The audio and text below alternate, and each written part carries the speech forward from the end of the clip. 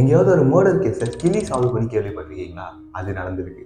அதுவும் நம்ம இந்தியாவில் 2014 ஆக்ரால நீலம் சர்மான்றவங்க அவங்க வீட்டில் பல இடத்துல கத்தியால் குத்தப்பட்டு இறந்து கிடந்தாங்க. அண்ட் வீட்டில் இருந்த பல பொருட்கள் சதறியும் நகையெல்லாம் காணாமல் போயும் இருந்துச்சு. வெளியூருக்கு வேலையாக போயிருந்த அவங்க ஹஸ்பண்ட் விஜய் இந்த விஷயம் தெரிஞ்சு வராரு. அண்ட் போலீஸ் ஆல்ரெடி இன்வெஸ்டிகேஷனை ஸ்டார்ட் பண்ணிட்டு இருந்தாங்க. அவங்க வீட்டில் ஹெர்குலஸ்னு ஒரு பேசுகிற கிளியை வளர்த்துட்டு வந்தாங்க. இந்த இன்சிடென்ட்க்கு அப்புறமா அதோட நடவடிக்கையே சரியில்லை. சரியா சாப்பிட மாட்டேங்குது, நீளம் பெரிய திரும்பி திரும்பி சொல்லிட்டு இருக்கு. அண்ட் ஒரு சில பேரை கேட்டால் மட்டும் பயங்கரமா கத்திட்டு இருந்திருக்கு. இதை நோட் பண்ண விஜய் சில பேரெல்லாம் சொல்லி பார்க்குறாரு. கிளி அமைதியா இருந்திருக்கு. ஆனால் அசுதோஷன் அவங்க மருமக பேரை சொல்லும்போது மட்டும் பயங்கரமா கத்திருக்கு.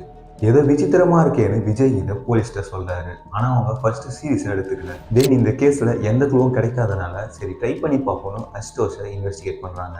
அசுதோஷ் இந்த கேஸை பத்தி கேட்ட உடனே பதட்டமா வராரு. அண்ட் கொஞ்ச நேரத்துக்கு அப்புறமா ஆமா அன்னைக்கு மாமா வீட்டுக்கு நகை திருட நான் போனேன், அப்போ ஆண்டி என்ன பார்த்துட்டாங்க, அதனால பயத்தில் அவங்கள கத்தியெல்லாம் குத்திட்டேன்னு உண்மையை ஒத்துக்கிறாரு.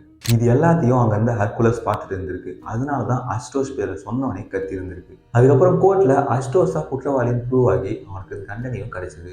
அண்ட் இந்த கேஸை பற்றி நீங்கள் என்ன நினைக்கிறீங்கன்னு கமெண்ட் பண்ணுங்கள். கூடவே உங்கள் ஃப்ரெண்ட்ஸ்க்கும் ஷேர் பண்ணுங்கள், அவங்களும் தெரிஞ்சுக்கிட்டோம்.